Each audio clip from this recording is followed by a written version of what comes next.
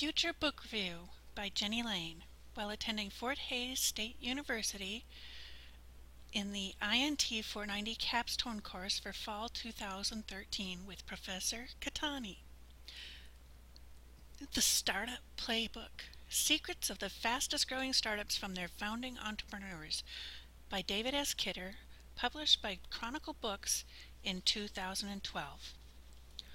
What was this book all about? Over 500,000 new businesses start up every year in the U.S. What made the successful ones work was deep on Kidder's mind. He curated a playbook of models, beliefs, theories, methods, concepts, and thoughts that strategically worked from successful entrepreneurs that had tried and tested them.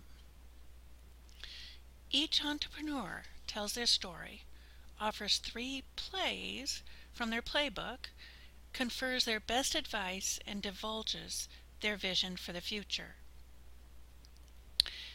Their best advice topics include boards, business operations, culture within their companies, customer development, deploying capital once you receive some, failure, firing, focusing time and energy, hiring, leadership, market development, marketing, metrics, product development, public relations, raising capital, slightly different than deploying capital, sales, talent, vision and mission, and finally, one of the most important ones, I believe, working for yourself. The Startup Playbook includes interviews from 40 entrepreneurs encompassing over 60 startups and co-founders of companies, some of whom are active participants on boards of other companies, and many of whom are authors. There's over 300 pages in this book of incredible insights and advice. And honestly, to get through reading the entire book, I suggest you take each entrepreneur and read their playbook, read their bio, read their best advice column, and read their vision for the future, and just read one a night and let it sit and enjoy the thoughts and concepts and insight that they have to offer, because honestly there's something to be gained from every one of them. Who are these pioneers of success? The founders of such companies as TED Talks, Mark Echo Enterprises, Flickr, Spanx, LinkedIn, PayPal, Jawbone, and Zappos, not to mention The Motley Fool, 1-800-Flowers, Skip Hop. So what do they have to say? What can you learn from them? And what gems of knowledge did the Startup Playbook really divulge? Well, here's one for you that I think is incredibly insightful, and it comes from the author. According to Kidder, in this century, a startup is the new home ownership in the U.S. And I tend to believe this true. I mean, the American dream before was not starting your own business, but owning your own home. But real estate has taken a bath lately with our economy, and people can't count on their homes bringing the kind of income that they need for retirement. And about the only way you can turn to do that is with a startup. So I'd have to completely agree with this thought. Kevin Ryan from Guild Group stated, "Don't start a company unless you're obsessed with the idea. You're eating, thinking, breathing about that idea, day and night." And I love this from Katarina Fake. She's the founder of Flickr, Hunch, and Findery. They're very talented people. Failure as an entrepreneur is not career death. It's one chapter. Turn the page and start over. Start a new company with what you learned, what you gained from that exercise. Consider it a chapter and move on. Because it's not the final chapter. It doesn't have to be. Other advice from other entrepreneurs includes invest your culture of clicks within your organization. In other words, in human resources, don't allow the click opportunity to happen. It's hard to stop it, but I think it's very sage advice. Failure is extremely important, according to Mitch Free from manufacturing.com. And Steve Blank from E.Piphany, you're breaking every rule as a sprinting startup.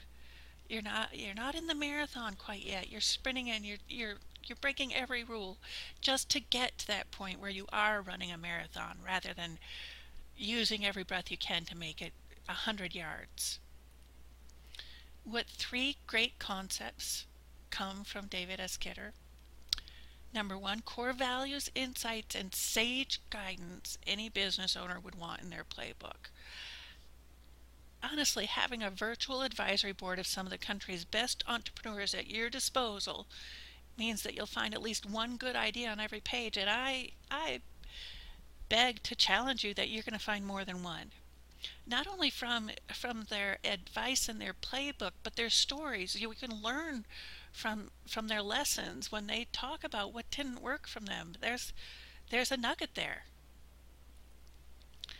Number two, how these successful entrepreneurs began and what they see in the future.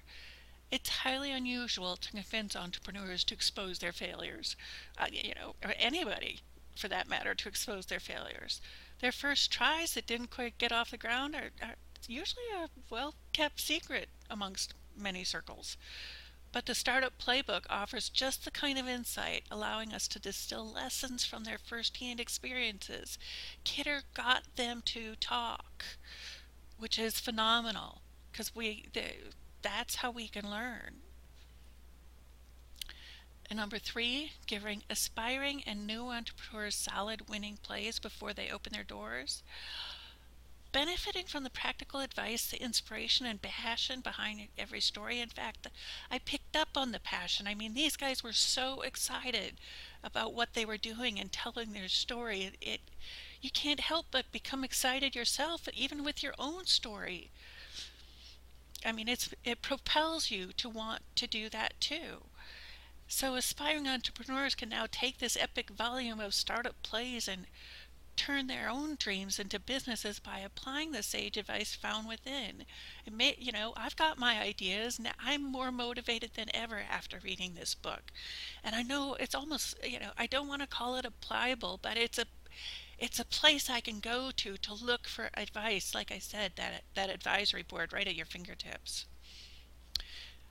Three question concepts that come from David S. Kidder. I struggled with this one. It's difficult to find any in this book. Seriously, it's very rare that I can't find anything wrong with an author's point of view. But Kidder nailed it on this one. Now here's something that I did find. It was a commentary from one of the entrepreneurs. Maintain a healthy level of fear and paranoia. This was stated by Chip Conley, Joie de Vivre, Hospitality. However, to put Chip's statement into context, he's referring to when a startup shifts from sprinting to running a marathon business and utilizing worry and fear as a provocateur of innovation. And in this context, might sometimes agree. I'd have to agree with Chip. You don't always want to count that you've got everything covered. You want to check and recheck. And Lisa Gansky from OPhoto also stated, paranoia isn't always a bad thing. When I first read, I'm going, what are these people doing? But again, context plays a powerful role here. Using paranoia as a sensory method to check for the possibility that you may have missed an opportunity in the marketplace would put me in total agreement with Ms. Gansky. So this book is a must-read.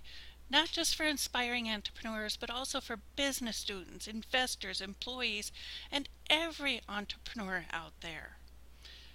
There's something to be learned, even everyday students. What you learn from reading this book is what your boss is looking for. And that gives you a healthy advantage and helps you to maintain some job security when you know that. Because you'll also learn to ask the right questions, and think in threes from this book. Ask yourself this: why are you getting paid? Why do customers stick with you?